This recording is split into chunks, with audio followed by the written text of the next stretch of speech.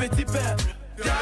Bapesa moi loso avec caméra. Papa Kisi Mungu avec caméra. Tiens, les alakatiens. Tant bapesa ka famille na bango. Et c'est bataka caméra. Ini distraction. Distraction. Azalaka kuluna lelo akoma bâtisseur. Aboya distraction. Asali bilanga, asali baban. Johnny Kabamba, abeti milolo. Mais yo koba distraction na kata ba ministre. Tous les gars. 20 millions détournés. Natango c'est les morts, c'est les boum boum. Basangi bekola malonga. Distraction. Yango Johnny Kabamba alobia. Toboka batrapo ba parti politique. Tobola ya mboka. République démocratique du Congo. Mboka Nangai, Lisungi Toboyi Jeme, Longo la caméra. Ouais. Opération Yangonde pour la Moussambo, la distraction. Yangonde pour Mimouka, Oyo Biboubango. Pour les paix, Freddy pour les paix. Peuple. Dans Bako, tu parles ma. Très bien, Mokolola Mondabino Balandi a une très grande mission na dimension. Il y a continent d'Asie, émission Nangaï, émission Nayo, émission la population congolaise en général. Merci beaucoup pour la confiance au Beaux-Arts société à couper ça. Na émission Le Peuple Parle, na John Kabamba, moi na Congo, les journalistes du moment, les journalistes sociaux.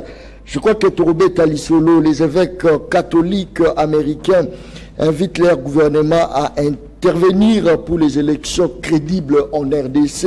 Ezali solo Togobeta Penza Mokolo Alelo, je crois qu'ils ont Moussa Batou, mais Togobeka co-développant Mokolo Alelo. Pour Dodo Kamba, président du plateforme de 9 confessions religieuses, la 5O et SCC veulent simplement bafouer ce qui a été déjà fait, acquis devant nous. Je crois que ça, l'isolo, au Torobeta, Penza, Mokolo Alelo, moi, qui entre Dodo, Kamba, na 5O, SCC, je crois que ils appellent l'isolo, Torobeta, Mokolo Alelo. Mokonzi Mboka, Félix Antoine Tshisekedi Chilombo, je crois que Azala qui Toazana Mboka ya Brésil, capitale la Brasilia. Je sais que Ezali, moi l'isolo, Zakobo Betama Kuna, ils appellent l'isolo Toromegarobe, qu'est-ce que le repoussé, Kokene Kuna po, à s'adapter à la gouvernance ya ba brésilien. Oh, bah, Italaki, peut-être, oh, Italie, biloko, la première nécessité, qu'on fout à jamais taxe ou pas, ils appellent ça l'isolo Tokobeta Mokolo Ma Lelo. Très bien. Tozali, Namona Congo, Bazin, Pembe, Nakatia Plateau, il y a émission Le Peuple Parle, à Mokolo, il y a Lelo, Nikofai, Azala Bisson de Antoine P. Azala Bisson, je crois que Mona Congo, Bazin, Pembe, Motenayo. Merci beaucoup pour l'invitation. Merci pour surtout. Bye bye Kolanda Bisson na ba moment et tozali kolekisa. Très bien. Aujourd'hui quand même nouvelle il y a Mokonzambo Kalamboka Brésil. Analyse là. Bon, je naibé que République démocratique du Congo tozali mboka moko à dimension continentale. Tozali ko égorger na kati ya mboka na biso ba mai ya minene. Tozali na zamba ya munene, zamba non exploité tina lelo. Pourcentage muke auto exploitango ezoko kate tozana mboka moko oyo sengela ki biso moko tozana na autosuffisance alimentaire. Mais il s'est fait que l'économie nabiso est allée kaka extraverti côté à Libanda. C'est tout à fait normal.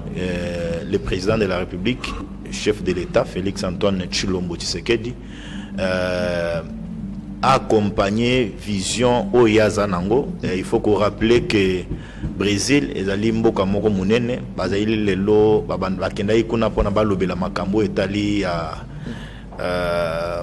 condition de vie, il y a peuple super le dire ainsi. Madame Bazaïba était là et le chef de l'État était là. Ce qui est important est que les Congo puissent se retrouver dans le forum surtout il y a Mokile l'autre qui participer. J'ai Nakoyo Kayo, c'est comme si le chef de l'État était encore là, mais c'est depuis hier, si je ne me trompe pas, que le chef a gagné capitale Nabiso Kinshasa. Donc il est déjà ici à Kinshasa, il est en plein conseil des ministres.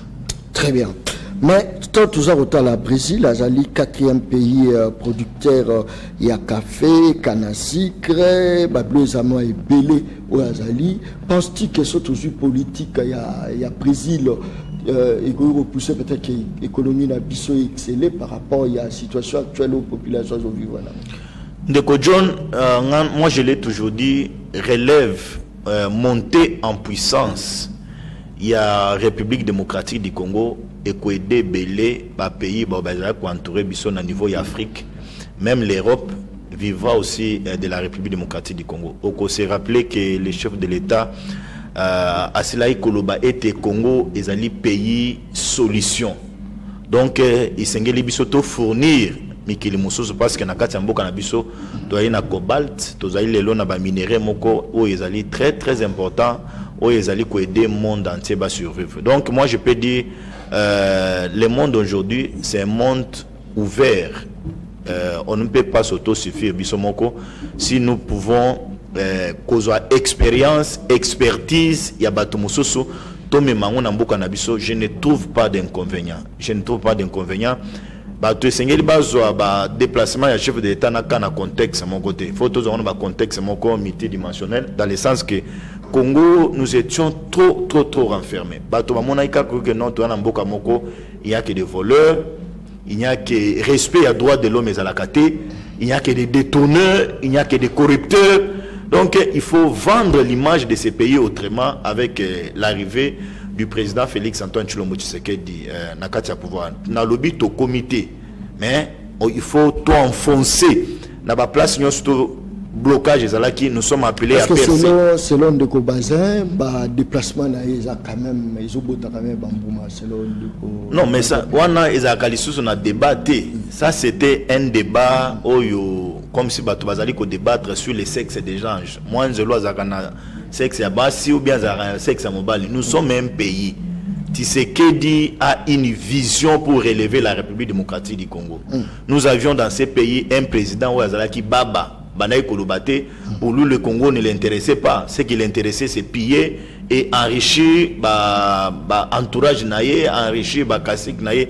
Mais Tshisekedi aujourd'hui est dans la vision d'abord de vendre autrement l'image de la République démocratique du Congo. Donc, débat sur le voyage à chef de l'État, en tout cas, c'est un débat déjà reculé. Ceux qui ont voulu créer moi polémique là-dedans, ils ont compris en fin de compte que c'est important que Tshisekedi ateka les lombo Liban n'engazali koteka. Rappelons, nous venons d'avoir les jeux, il y a francophonie. Nous avions réussi pape Nakati Mboka Oyo. Et donc, je peux te rassurer qu'on peut tout critiquer la République démocratique du Congo, mais aujourd'hui, nous avions une autre image. Il y a diplomatie, en tout cas, le pays a été bien vendu.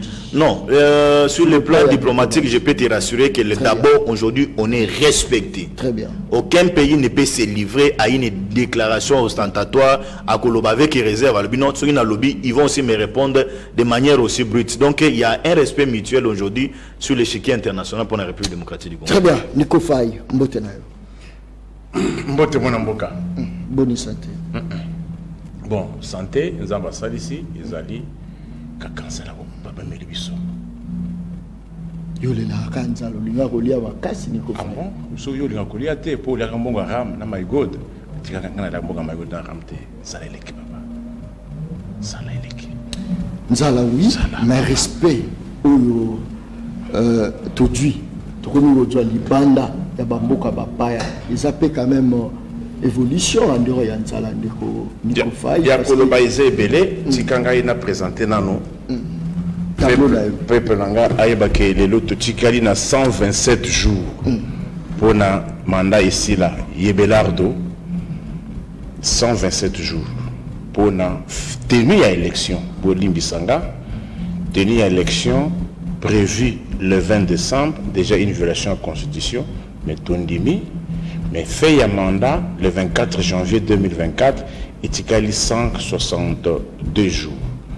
Moto na moto. À ça la part Oyaye, ba o bazana prérogative à co-financer, va financer l'élection.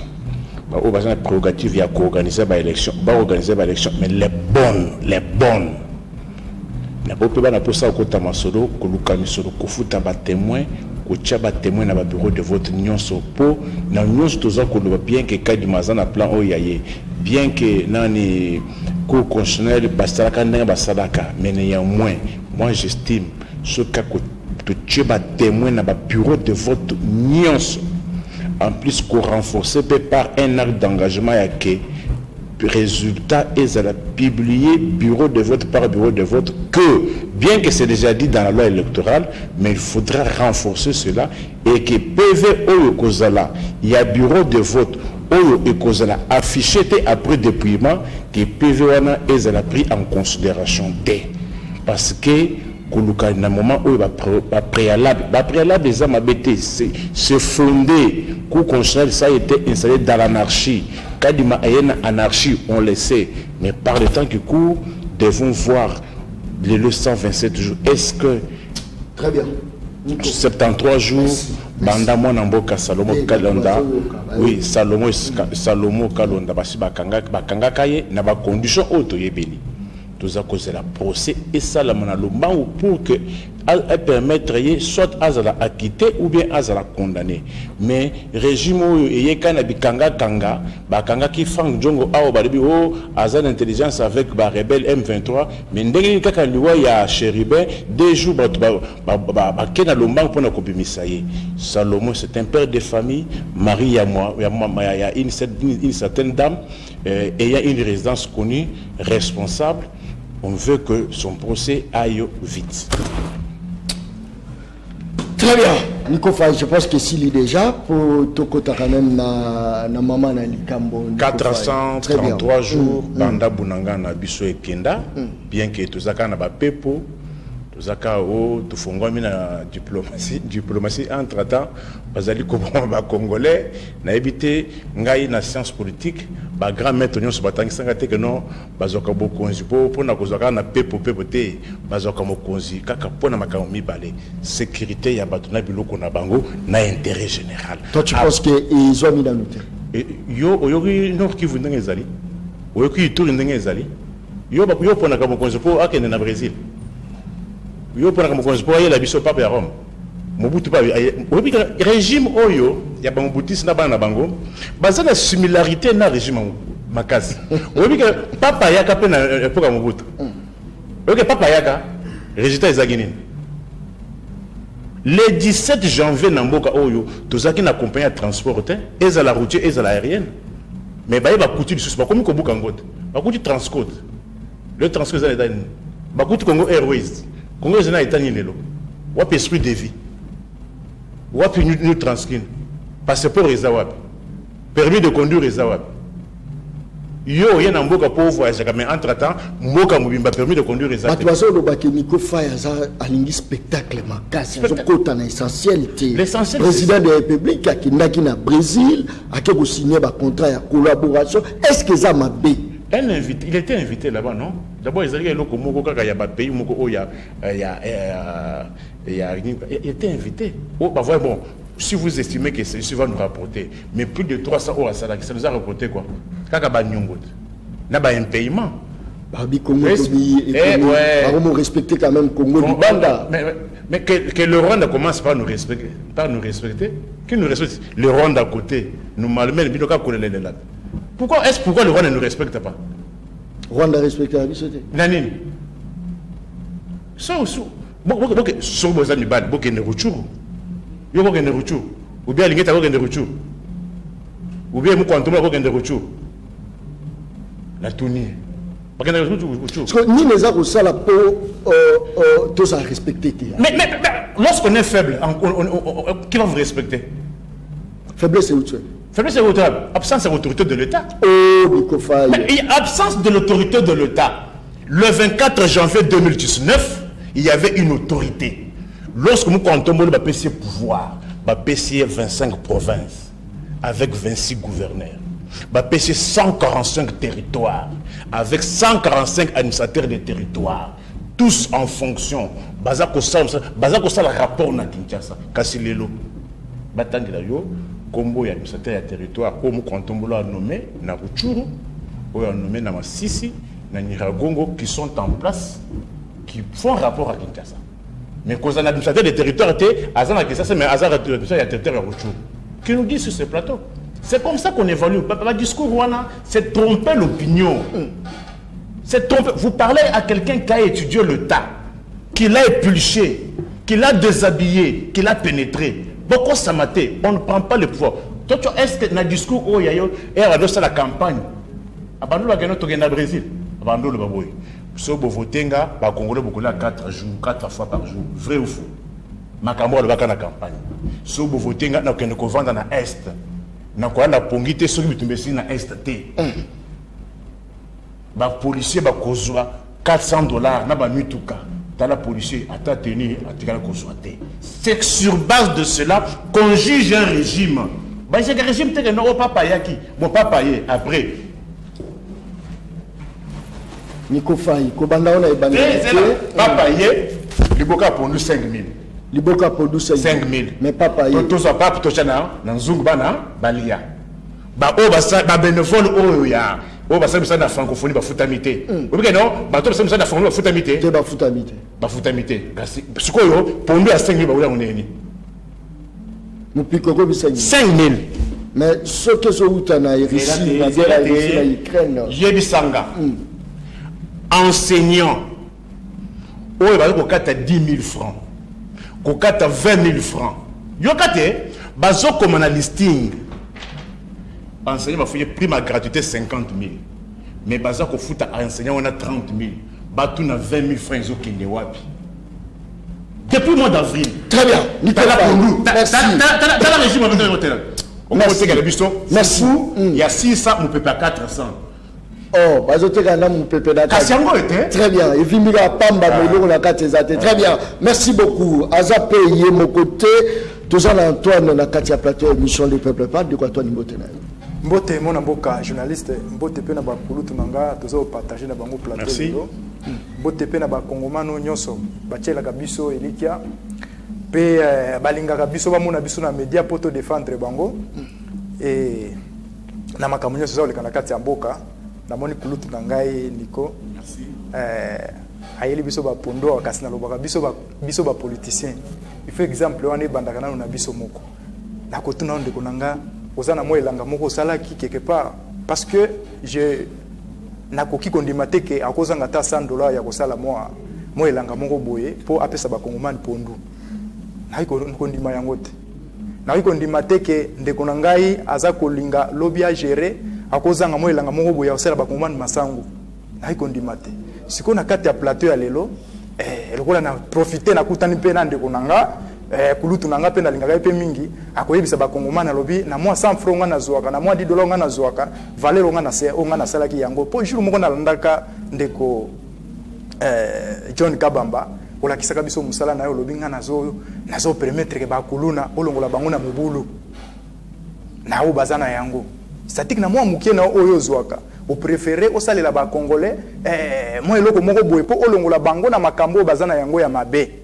Si vous avez un problème, parce que moi qui est développé na gouvernement, na privé, ça la que ba pousser gouvernement ça et travailler. Si vous êtes au Brésil ou partout, au Kokuta, ba privé pe bazana bilanga, ba privé. Notre Kolanda, et là comme wana avant ma émission na on Kenya, mutu moko asali bilanga kaka ya ba avocat. Mais qui na Chine à faire à 60 quelques millions. C'est parce que l'État n'a pas facilité. Est-ce que l'État a besoin de faciliter la FPI. Tozana FPI. Ce qui est là, au sali pena projet no ya malam. OK ko présenter na FPI ndeko ba ko financer au mosolo. Yo de ba financer. Ngai nazali na projet no ya makasité on a eu ko kende ko mais j'ai quelqu'un on a accompagné à zo mosolo FPI et puis azo sala est-ce que mutuno yo tunini ko fa iso na pena tuni yo poza bilanga pondu soit ya maïs. Bon ngai yango na ebiso go nazuna utana ya kosala wana te mais soki na ebisa ko ngai nazana moi quelque ba machine ngo sokola moto o sokola ba moto o nazwa bona na ya bakuluna o ba banana bakuluna na obite o lebo soka bakuluna bonika ba moto na poko kozanga 5 000 francs te les loso tokenga na osikoyo okokuta bango banika ba moto na bango okokuta bango makambo bakulu na basala nini batika voilà ça prise en charge personnelle maintenant ce que tobito ke na l'état na biso est-ce que l'état la biso est responsable l'état oui l'état est responsable parce que yene mutazo diriger biso mais ce n'est pas seulement que l'état soit diriger biso faut to croiser ba bras non même nzambe ndenge azana lola wana nzambe azana droit ya kosala nyonso yemoko mais atia ba angelo pourquoi parce que pour ba aider ne siko ya comité pour ba memela information vous comprenez pourquoi John Kabamba yo mutozo sala et ba bia tumusu bazo sala te est-ce que vous avez un gouvernement je crois que non vous avez un gouvernement te mais vous avez là parce que au koki ko kanga maboko te que le gouvernement ka charge mais de l'autre part au Botami congolais il y a des pères et des mères il faut ça l'état congolais a aider peut-être les commerçants de Guinée parce que bazolo ba taxes à trop cher impôt cher sur les qui coûtent na biloko poko ta même ba barrière ba biloko moi belé et ça l'état mutazo ça afin que ba commerçants ba matabilo na bango sur les marchés bon de konanga John Kabamba na kanisi d'autre part la kapé biso moko ba kongomani parce que ce que tali pondo et Brésil te pondo bani ba sali yango awo tango le chef de l'état a sali azui gouvernement na a instruire na ba barrière rebelle ba longola ba barrage wana nyonso ba barrière wana nyonso pona biloko ba kokota bana ba longola biloko kitakate y compris même lelo soko ke même lelo so ba lobi dollar ekita nga na assisté na mutu moko nga pe nazo changer moi $10 et pas que changer pe $10 a tuni combien ba ibisi 23000 alongo na e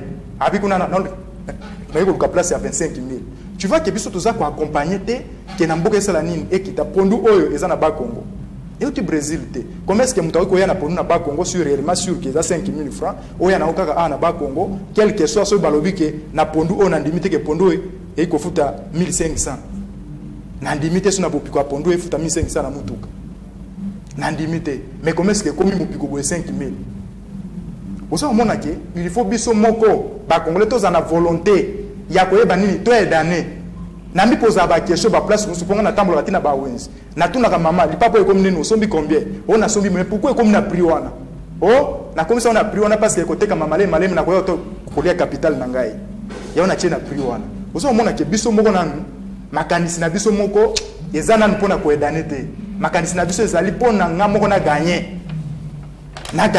donc alors qu'il faut tozala na makanisi moko très collectif merci beaucoup na moi makambo lobi ya président de la République oyo uti na Brésil et ndeko John Kabamba toyebi biso na mboka na biso tozana nzamba ya monene Brésil azali premier pays azana nzamba ya monene koleka nyonso mais ezala bambongo ebimaka ebele pona ko protéger chauffement climatique na monde mais ce qu'on tient à Brazza, au coup de Brazzaville, les autres ont bon ébélé que biso.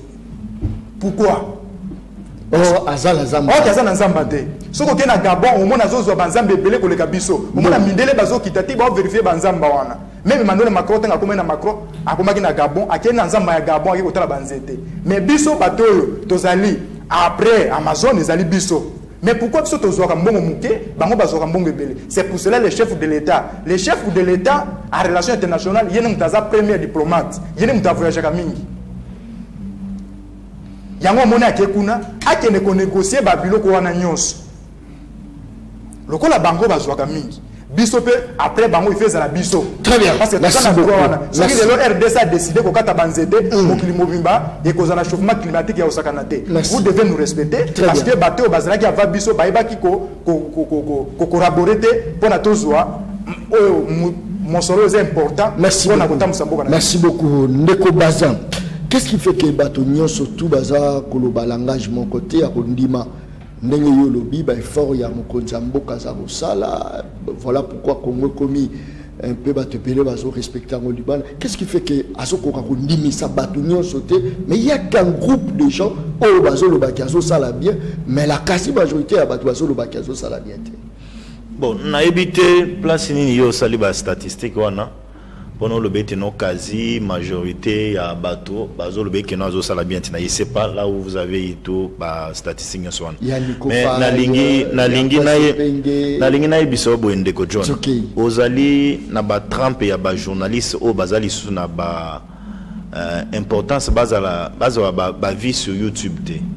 Toi tu n'es pas déjà ya ba journaliste wana oyo abengisi moto na plateau pour na sala ba spectacle pour na azwa ba vie sur YouTube. Non, yoza déjà ba journaliste wanté. Ba populisme on a vu ça depuis longtemps, ça n'a rien produit. Ba populisme, on a vu ça depuis longtemps, ça n'a rien produit. Ça n'a rien produit. Les débats thématiques au PC, il y a les thématiques moko oyo sur la question et assaini. Ça c'est du populisme, John.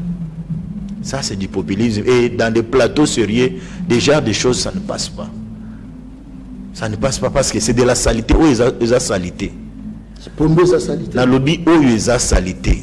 Motoiseau là qui sa désorganisation il amène ça dans la place publique. Et vous acceptez dans votre plateau à télévision ça. Vous avez besoin de vie sur YouTube. Tu as besoin d'un débat de qualité parce que la question c'est la policière chercher à créer un tox dans l'opinion policière zaboye.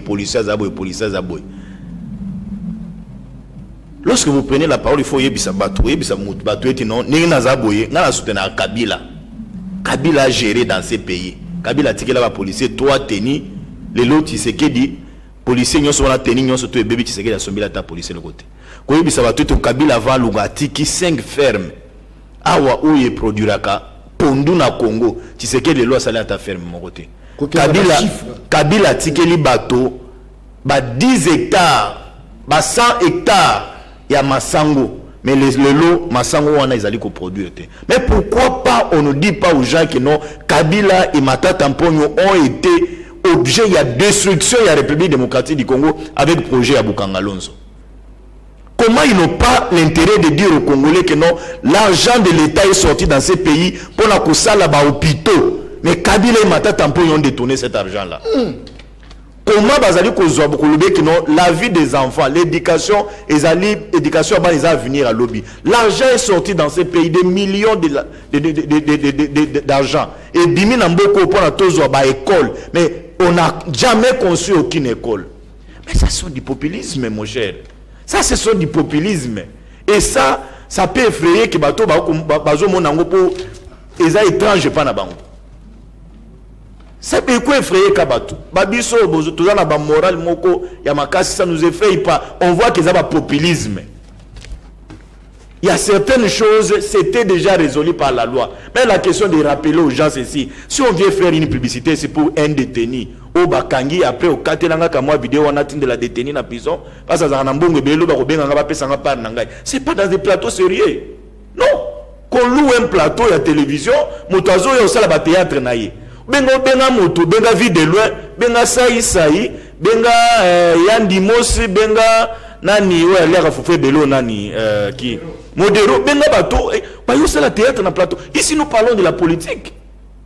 Ce sont les gens respectueux. Mais attention à travers Biloko avec sa commun ça c'est du populisme. L'économie en Boka, personne n'ignore que na Congo n'est pas boé, Nzali. Personne n'ignore qu'il y a certains qui ne sont pas payés. Personne n'ignore que nos classes et autres ont lobby, enseignants ba foutamité. Ça c'est un devoir de l'État. Non, l'État n'est pas John. Tu sais que qu'on qualifier un État d'un incapable, c'est trop fort. C'est trop fort. Parce que au Koye Bisanga, que non, il y a certains enseignants depuis à Banda, il n'a jamais été mécanisé. Atikalo Zambongo à l'État, Atikalo Futamate, non. Les retards dans les paiements, ils ont na Congo. Retard dans les paiements, ils ont na Congo. Par Congo, c'est un pays où là, il n'y a que les extraterrestres qui ne vivent pas. Ces alakate, Kobome alakate, ni les Arabes. On a Congo, c'est non, c'est un problème, il y a l'État. Tu es mal organisé.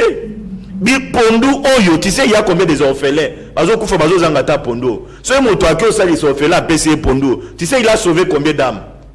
Tant Bazo Tamboula Nangoboy. C'est pour faire quoi? Ce sont dans le poteau, babengango populisme. Et ça ne passe pas, ça ne passe plus encore dans l'opinion. J'ai aimé question Ningo Lobi Moto Lobi. Non, est-ce que Biloko est comme populisme? C'est du populisme, John. Simplement, c'est du populisme. Bato appelle ça Rango Lissomatoïté. Donc moi j'aimerais vous demander, vous en avez besoin de ma vie sur YouTube, tu es un journaliste de qualité, c'est connu dans les pays, appelez-nous, tout répondre à la thématique, la question, il y a Séni, on passe à l'essentiel. Les restes, ils ont tout relancer le plus vite que possible. Je crois que dans Nico Faye, les évêques catholiques américains invitent leur gouvernement à intervenir pour les élections crédibles en RDC. Oui, Manamboka. Au moins, quand on vient sur le plateau comme ça, naya kapona yote, naya kapona peuple wana oba kosaki. Mais si aujourd'hui on qualifie Pondou et Bowenabo, mais pourquoi promettre à ce même plat qu'il y a 4 fois? Mais pourquoi lui avoir promis que Bovotenga n'a collé 4 fois? Quand la était ma campagne ils ont bandade. Il y a des sanga kanda oya okende liboso a peuple il sait que non Bovotenga na okende kokuta na papa Rome. Il y a des sanga candidat. Discours ya muko ntombolo il y a 2000 campagnes. Yo regarde que non oh papa koya. Oh roi de Beja koya. Bovotenga bokula 4 fois par jour. Ba komi kokima. Bovotenga ba policier bokozwa $400 américains. Et le policier attend. Mais qu'est-ce qui fait que Ozon la raison? Vous savez pourquoi j'arrive sur ça? Ça commence à déranger. Vous savez pourquoi j'arrive sur ça? Écoutez, tu parles à un politologue. Politologue, un juriste, politologue, un économiste, un communication. Politologue, un science à l'État pour gérer cité. Cité pour nini sécurité na intérêt général à part mission mi balewana ceux qui beaucoup tozongi na concert et nation ils allaient lokuta manquer à dire par rapport aux missions d'un État. C'est pour cela moi je reviens, j'ai étudié l'État, je l'ai pliché, je l'ai déshabillé, je l'ai analysé. Pourquoi quand il y aura les élections, quand il y aura la campagne, quand on ira auprès de la population, trouver Bissénine. N'a pas bien pas par Rome. Au francophonie. Francophonie, après les lots. Paiement. C'est quoi mon tour avec. Oh, ça qui m'a tout moi. Impayé. Bamisien, Bazu, moi. Le Kobaza bien payé, mais ça partout. Bon, comment aujourd'hui vous pouvez normaliser de l'eau quoi normal? Yo, on se pas comme ça. C'est impayé. Mon frère, tu me déçois. Et ça me tourne. On prend les pouvoirs pourquoi? Pour voyager. Pour la c'est ma musicien. Boutou moi. En tant Batou, on est basé pour ça, on est où là? On est où? C'est-à-dire, nous sommes ça, nous sommes à foutre matin, mais néanmoins, nous sommes pas ça, nous sommes pas Boutou moi. En tant pour nous, on a 5000. Nous sommes pour nous, il y a des sangs. Balobi n'a pas plateau sérieux, Bilo Wabouro. Qui te dit quel est ce plateau sérieux? Qu'on te donne la définition de l'État. Et les missions de l'État, c'est quoi? Des gouvernants. Quoi? C'est par rapport à ces missions-là que moi je viens avec ça. Mon lié, tous en francophonie, tous en voyage à Brésil, n'a pas qu'au Pesabana, Bachana Banzungu, Balia. Nico Faye. Qu'est-ce? Tous en voyage à Brésil, tous en Banzungu, Banabalia. C'est manquer à dire aux missions principales d'un État. Très bien. Alors, il y a évêque. Je vous donne d'abord ma position personnelle. Très bien. Moi, je suis pour la tenue des élections dans le délai. Pas de repos même d'un seul jour. Parce que le dialogue, ça va boyer. Et que ça que non, ma BO est perduré. Figurez-vous, dans 4 ans, pour nous, il y a 500 et comme 5000. Il y a un accident. Mais ce que tu peux la seule possibilité par mois d'arrêter cette hémorragie, causant de sa sécurité dans Mboka, sur tout le plan. Dans les insécurité, comme il n'y a pas cachot à l'État. Les lots dans les cachots à l'État est comme centre à torture. Bienvenue Bakamokia. Bakangue le 28 avril. Torturé à Koufi le 29. Na souci à Duc. La commune en c'est le dialogue intercongolais. Il est là depuis le 29 avril.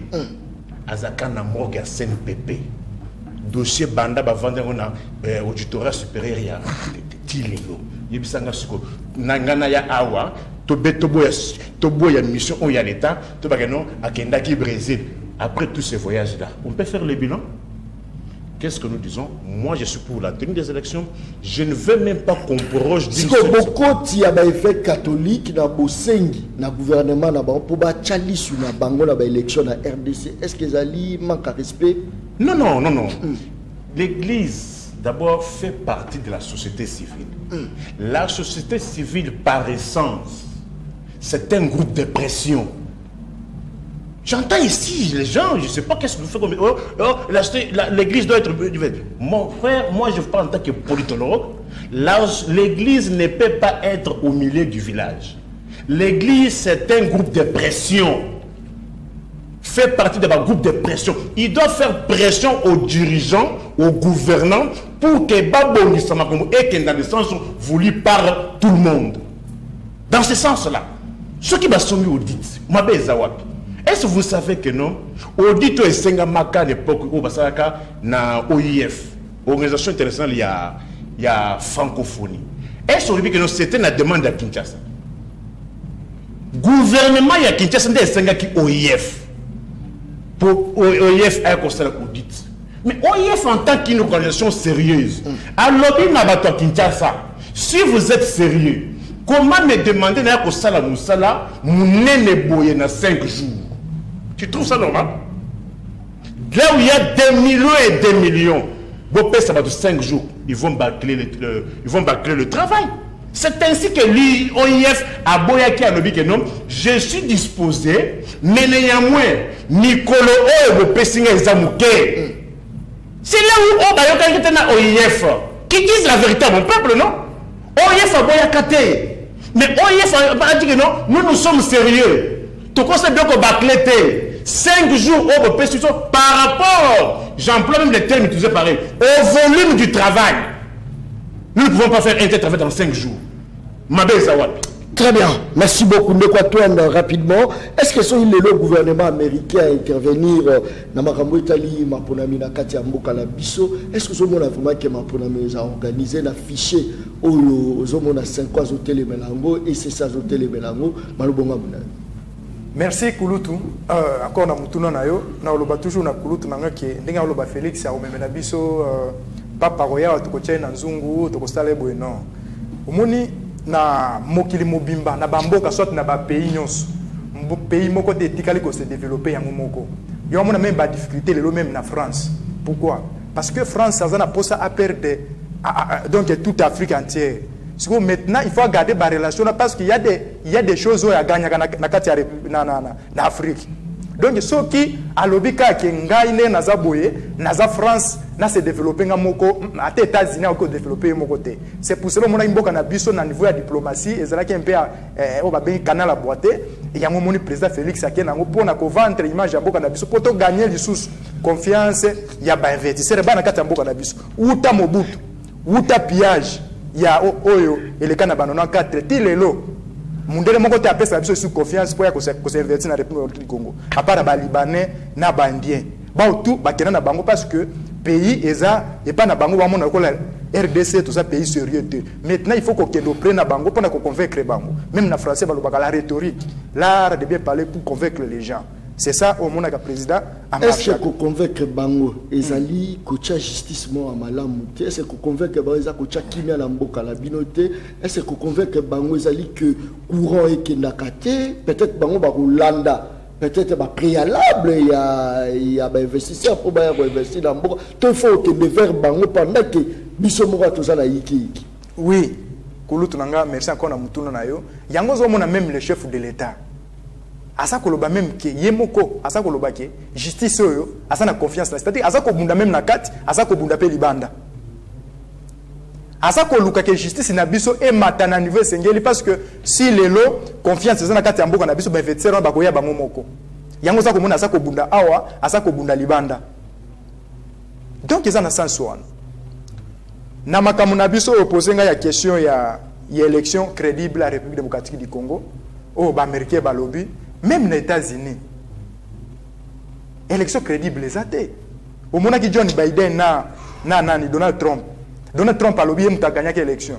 John Biden a lobbyé et comment tiba comme tina niveau que bafunda na ba justice. Et loko yo mutu asali na mokili na maboko ya mutu ndeko John Kabamba. Et loko ya parfait zate. Même Nzambe okomona asali mutu mususu bogaro, mona asali mutu mususu vilain, kolobate keza mabe. Ici, dans la République démocratique du Congo, tu as eu l'élection de 2006, 2011, 2018. 3 élections. C'est-à-dire que tu as commis déjà la maturité, il y a le problème de l'élection. Le long, tu as dit que tu as un fichier. C'est ni BSP malawiste, na ba sud-africain, na ba congolais, ba yaki abasali audit ya fichier. O ya biso ao. Balobi autant de doublants bangoye autant effectif au bateau baza normal bangoye bango balobi te biso tondimi oyo wana te oyo bango ne balingi siko ndenge toza na politique so to lobi ke tondima kaka oyo c'est quoi poto yebi il part ya 5 et sika oyo azaleli c'est quoi ça côté ya opposition il faut autant la qualité oyo ya bango na autant la qualité oyo ya biso ndambi ndeko na mo balobaki awake il faut tout y avoir témoin partout. Oui, voilà. Parce que les losos qui bozui que tous na territoire boy. Tous y témoin na biso totie bango na ba centre nyos.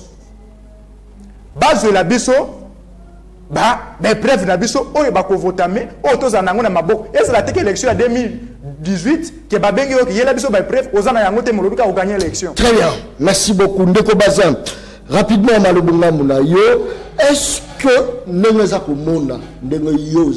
analyse parce que mon Mboka jusqu'aux preuves du contraire a insisté même dans le Brésil a oublié que non élection que organisée dans délai constitutionnel c'est l'homme qu'on dit Mboka mais c'est l'homme qui belé catholique OCC SCC bazar au monde qui fiché za la moitié awa ba catholique américain baza ko senga na gouvernement na bango ya Amérique ba kotalika ba élection est-ce que ce monde a été petit à petit moi groupe ya pression moko boyo ça irozala la que non yo surtout za bloqué malobonga mna ndeko John obi d'abord biso to ba congolais la question ya souveraineté ezalaka non négociable non discutable nous sommes un pays autonome nous avions une constitution et nous avions les lois possibles oyo ezaliko réglementer ce que nous appelons État. Donc l'ingérence extérieure est koki kolekate. Ça, Congolais sengeli baeba. La deuxième des choses, chef de l'État a se prononcé comme politique pour rassurer le peuple congolais et puis la diaspora que Ngaï comme politique, Ngaï comme premier citoyen, garant de bon fonctionnement, il y a une institution, n'a condimaté violation de la constitution. Mais les élections sont organisées par la Commission électorale nationale indépendante CENI, dans l'article 211, il y a la constitution nabiso. Bangonde ba na pouvoir wana. Ba Congolais ba se rappeler que non CENI a cela qui ko pesa ba contrainte pour notre élection en 2023. Contrainte à Liboso est liée par rapport à Mbongo, que Mbongo est basé en difficulté de financement et pas l'État Nabiso. Il y a Mibale, il y a Mounene, est lié par rapport à l'insécurité. Où ils ont Kwamut, puis où ils ont les lots dans des provinces, il y a Est Mboka Nabiso. Mais Ndeko John n'a pas information au biso de gauche à droite. La situation est en train d'avancer énormément. Et donc, à bientôt là, à niveau Kwamut, on va enrôler, à place Moussoso, on va enrôler. De ce côté-là, il n'y a pas un problème. Et la CENI n'a jamais tablé sur la question, il y a Oyotobengi glissement. Mais les Congolais, ils d'accord que bureau ya CENI Otozanangwa, ou bien que bureau ya CENI wana ezubiso 28 mois, 2 ans et 6 mois si je ne me trompe pas, pour que bureau wana est en place. Ba oyo babandako boya bureau wana elali SCC na 5 8 organisations à confession ya mangomba wana parce qui d'accord que on doit avancer.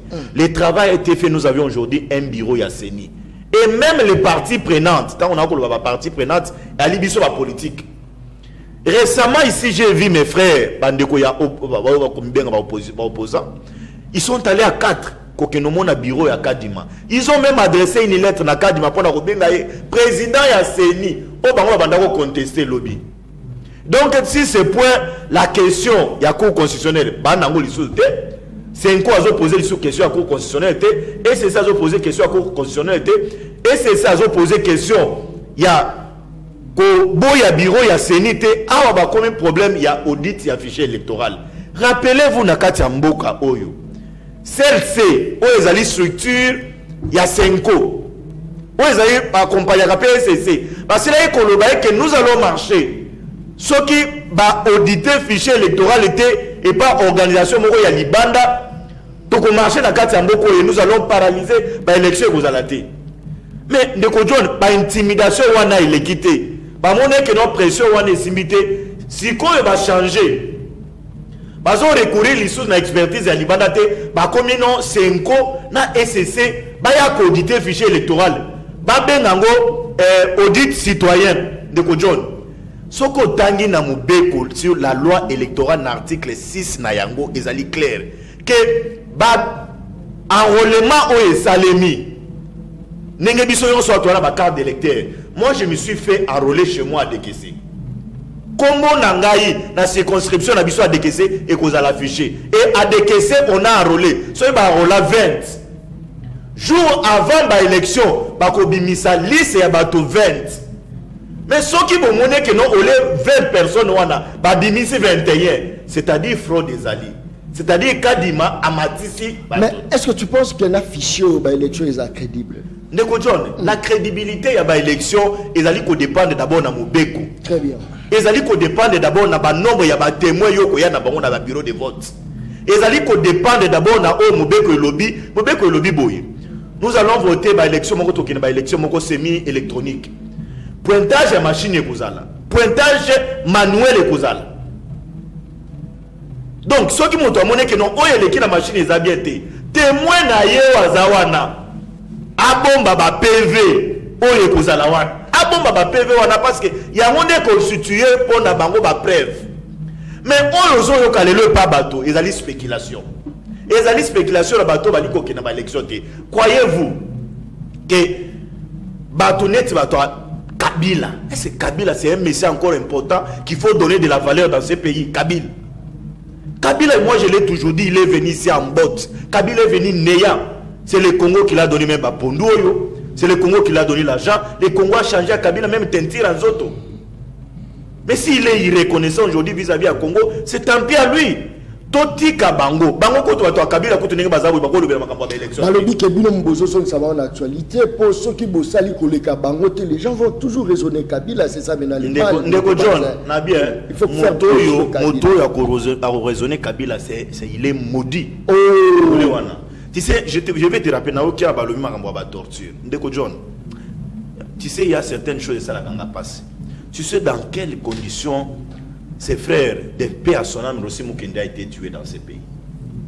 Tu sais à quelles conditions Floribert Chebeya et son chauffeur, Bazana, si je ne me trompe pas, comme on a dit, Boma Bamona Katiamboko, Ndeko John, Koboma Moutou par Kagoul, Kagoulé, Balatio chassé, il y a noir, il y a viva.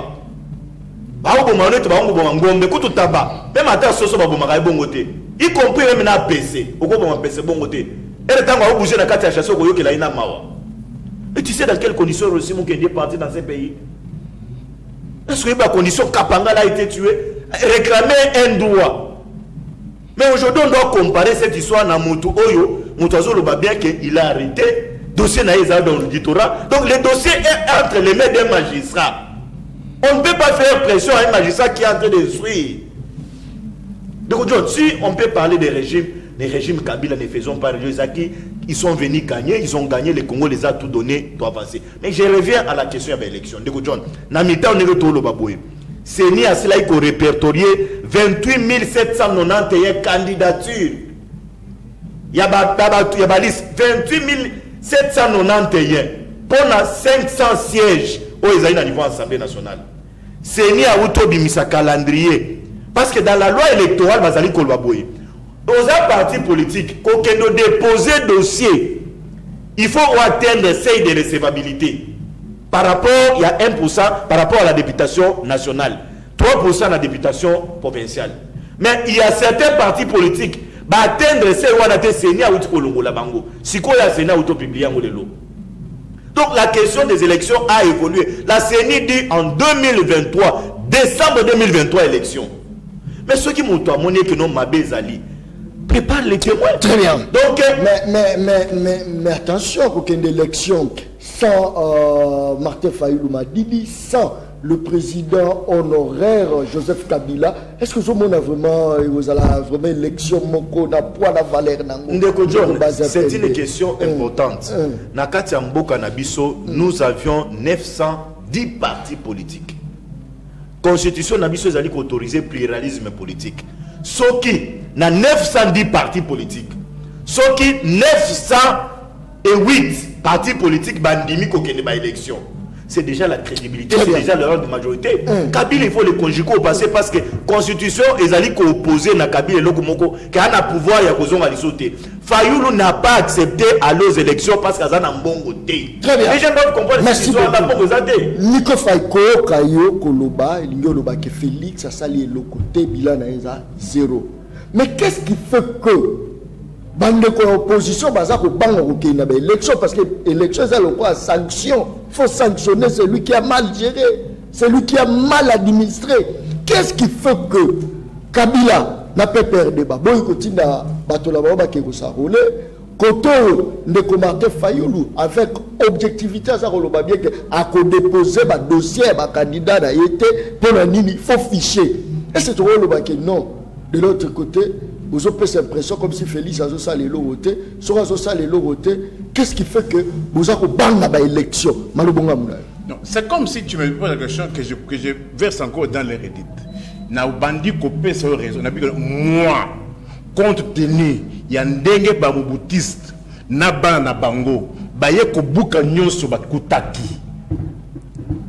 Kolinga ko poser ba condition ba préalable les belé c'est accepter que destruction, vol, détournement et continuer.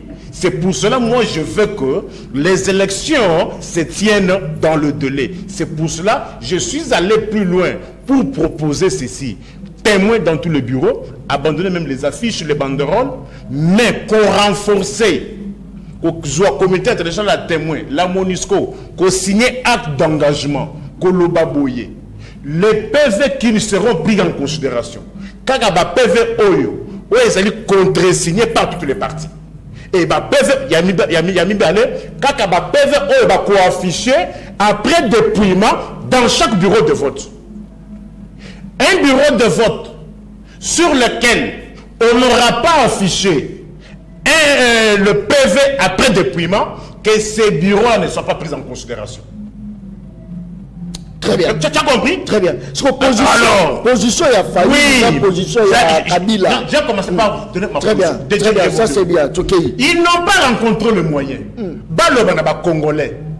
Pour nani OIF Abouyaki Kouya, qu'on répondre favorablement na demande de Salaki. Non, John, il faut rappeler la question il y a OIF, c'est un mensonge. OIF a yé na Katiamboko. Abandi Moussala pendant une semaine. Est-ce que tu peux me protéger? Société civile, il y a République démocratique. Tu peux me protéger? Balobier que non, OIF n'est Zawana. Ils allaient diriger par ça. Ils allaient diriger par une dame Oyo Azali rwandaise. À cause afficher Nabiso, identité Nabiso sur le Congo, Atinango na Rwanda.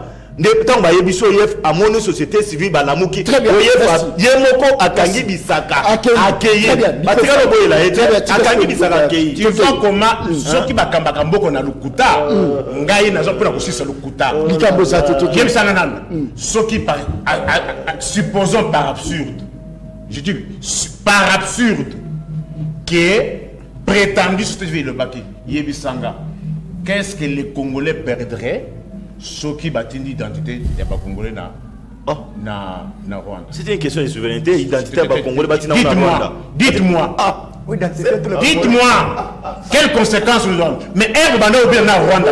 Elle va nous bien na Rwanda. Par contrat, on va signer na Rwanda. Aussi, vous pouvez avoir un journal officiel. Qui vous Rwanda wana, babando bien na ye, babando mela basanga na ye, ba signer ba contrat. Oti lelo, batikala jamais contribuer à un journal officiel. Vous voyez bien? Diversion. Oye, faut pas pour le wana. Beaucoup de francophonie na. Francophonie ba milieu et bimi wana. Ouais, c'est que ba tuba futa mate. Moko je nango azali ndani lelo. Rwanda c'était aya quitté. Parce que OIF c'est une personne morale. Mais comme aujourd'hui, vous voulez résumer l'OIF à une personne physique. Mais comment refuser l'OIF dans circonstances X et l'accepter dans circonstances Y? Si on est cohérent, francophonie, on n'est pas cohérent. Culturel, c'est culturel. Tu vois maintenant? C'est culturel. Là, c'est une question de souveraineté. On est la question culturelle. OIF est devenu au Congo. C'est quoi ça? OIF a été au Congo à la demande du gouvernement. Au sein de la débat, il y a Pondo, débat, il y a Bafoufou. Débat, c'est que la mission. Tais-toi. Tais-toi. Débat, il y a Foufou, débat, il y a Oyo. Mais oui. On joue la pause appropriée. C'est toi avec un mauvais français. Alors je dis ceci. OIF a qui n'a Congo à la demande du gouvernement de Kinshasa. OIF n'a pas travaillé. OIF a répondre. La lettre existe. À répondre, oui. Je peux le faire. Mais volume il y a Moussala et Koussala. Durant 5 jours, l'OIF n'a jamais travaillé, contrairement à 7 jours à ça pour le Bawana. OIF a boyé Koussala Moussala, suite il y a délai, il y a 5 jours. Très bien. On s'entend. Merci. Alors, rapidement. Moi je dis ceci. Bandeko OIF va poser un préalable. Ils n'ont pas totalement tort. Parce que ma préalable, l'État est régenté par les lois. Ce qui m'a dit que non, comment expliquer que non, Bino régime d'Abino, vous avez ravi le mandat aux 2 juges. Mais bien comme que le Biboye, ce qu'on commet des juges à cour constitutionnel, vous avez un mandat à 3 ans. Après 3 ans, il va changer. Sa raison, quelle est la raison qui a milité, va interrompre le mandat, il y a 2 juges. C'était ça la raison. Qu'est-ce qu'on a fait parler? C'est ça pour évoquer. Merci beaucoup. Question, il y a audit. Qu'est-ce qu'on a en train de parler? Entre Malawit, Sud-Africain, na OIF, auprès de quelle institution OIF qui demande à Liboso? N'est-ce pas l'OIF? Et pourquoi l'OIF a vérifié? Qui vous donne la raison. Merci beaucoup, très bien. Merci beaucoup. Bon, rapidement, objectif, il y a pouvoir, il y a Ndeko Félix Tshisekedi, et ça il y a combattre le conflit aux Est. Et ça il y a combattre pauvreté. Est-ce que les lots, Bouro, Milobela, Penda, vous croisez, vous dites que non, Félix à toi Tshisekedi, mandat naïe, population abétélé en Mabodo. Merci, Kouloutou. Mandat Nabiso. Je crois que Yomoko Oyebi Ndenge Félix Tshisekedi atiaki âme et conscience na ipona makambo eza na kati ya Est. Omoni batu baya kawa Rutshuru ekei, Dine ekei, non. Ata territoire moko ta République démocratique du Congo eza na maboko ya M23.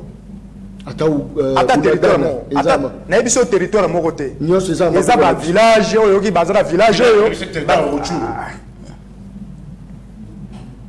On est ça toujours mensonge. Territoire Yarouchou, quel était le territoire nommé par Félix là-bas, qui est en fonction, qui travaille, qui fait rapport à Kinshasa. C'est une question, le territoire de Yarouchou. Vous comprenez, Nikolanga? Donc, Batou, il y a opposition. Balikaka balekana TV, ba pèse impression que Mboka Nabiso, au territoire Aboyese Kenda, au territoire Aboyese, mais rien. Mais quand vous avez un Rutshuru, au Rutshuru eke, ce qu'on kuna, au Kuta Rutshuru, eze pas Nabiso. Mais ils ont un village, ils ont un village, un secteur, ils ont un maboko ya batouana. Bon, mon président Félix Tshisekedi a sali un état de siège. A tia on se pona ko bloquer que l'hémorragie ane sala nini et si là. Banda to vana na Congo. Ndenge to eba makambu ya Est, ndenge le kaka. Na ndenge to za mikolo. Est-ce que ça ndenge moko? Je ne pense pas que c'est ça. Nous avons des informations. Partout, babomi boy. Lelo babomi boy. Lobby bakati boy. Lobby basali boy. Ndengana sali. Massacre Sili. Na lobby te kesili. Na lobby te kesili. Mais na lobby te dominé. Par rapport à ndenge ezalaki liboso. par rapport à Negezaki Liboso, parce que le chef de l'État a joué à disposition très rigoureuse. Exactement, parce que Bokanga qui est informaticien la bango bandai ku boire que la batouba. Nyonso wana eza toujours na kati ya ba mécanisme. Yango zoma batu buso bo défendaka bango, même Salomon Kalonda. Oh nini, mais baso ko mona ça ko coopérer, même na M23 so bakangie avocat bimi, oh batika. Franck Diongo peut abimi. Mais Franck Diongo tango bakangie, bakuti ke azana bango te. Il faut on fait les enquêtes. Tango bakuti ke ozana collaboration na bato na te ba osala ni. Il faut pas ko sepela. Il faut pas kanga po sepela.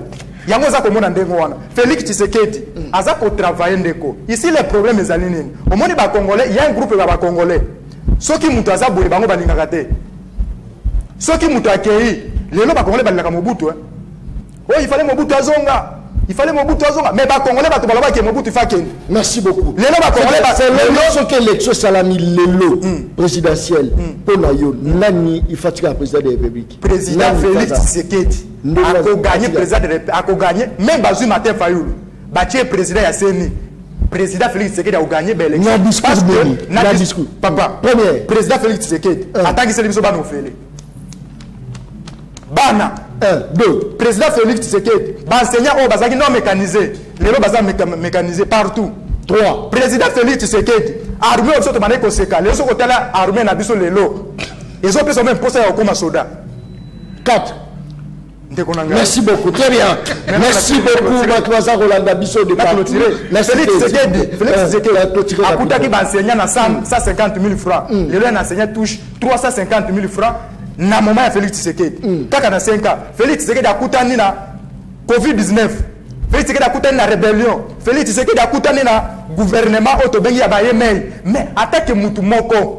À travers tout pour na kokokisanya so babilo wana nyonso ata soko vandi ata soko za mutema mabe yango parce que ko na TV Félix Tshisekedi sale logo très bien le même ba transco mais ça ko montame awa merci beaucoup ndeko basa est-ce que vous partagez même ma vie dans le Antoine ya lo bakeno sur ba élection salami il faut président Félix Tshisekedi azo ndeko John merci beaucoup na lingina ibisa ba congolais ba kolanda biso que nazo nanko yebisa ba congolais ba kolanda biso Kenya aucune loi mobeko moko ezalité o ezali ko contraindre de CENI à ça l'appel na OIF ou bien à ça l'appel na ba structure musuba ya coordonner fichier électoral ezali ndepona ko mettre ba terre politique en confiance ya ngonde CENI azo faire appel na ba structure nyonso wana mais la question ya Félix Antoine Tshilombo Tshisekedi j'aurais aimé que obenganga dans un débat tout ça la bilan sur la gestion ya Félix Antoine Tshilombo Tshisekedi bilan comparatif. Donc, il y a bilan Kabila, bilan Tshisekedi. Ndeko John, je peux vous rassurer qu'avec Tshisekedi, on ne se glorifie pas.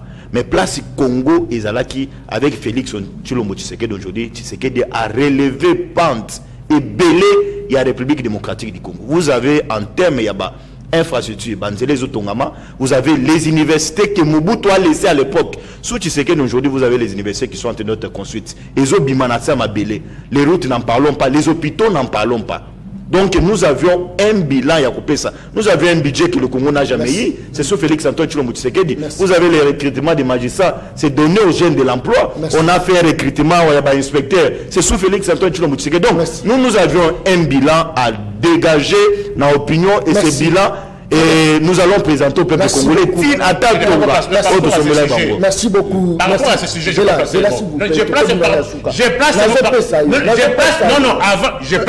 D'accord. Écoutez, tu vas l'écouter sur le plateau.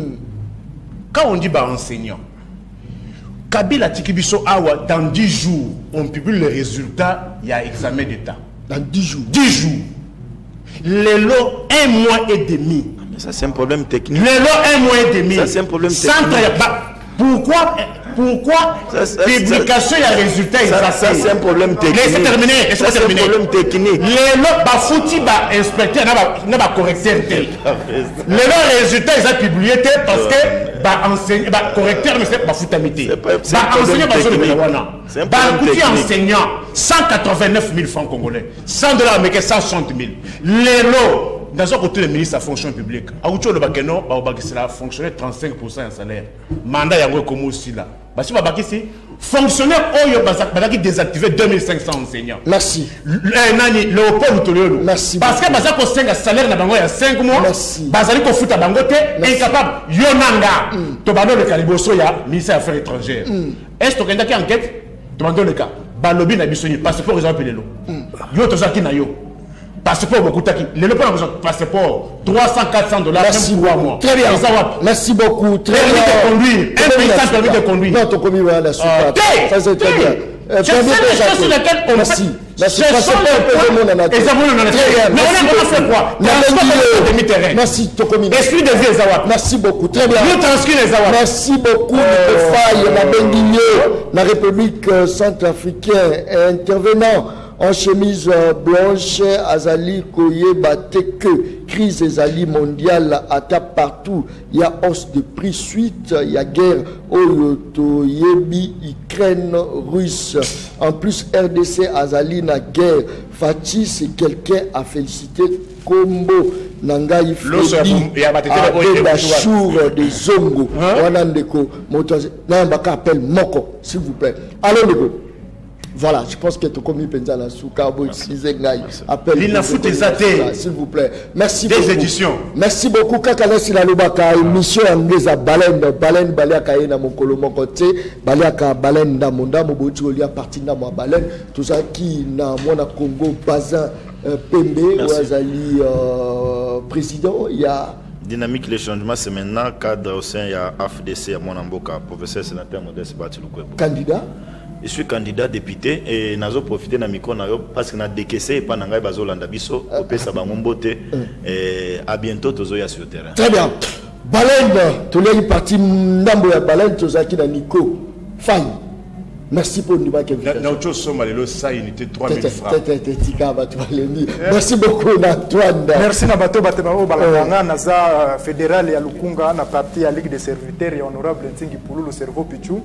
Et na pesi joyeux anniversaire na Sephora mona mwasi moko akomeli ngawa abi uta braza et na pesi joyeux anniversaire et merci na nyonso na honorable Ntingi Pulu ibisi azolanda.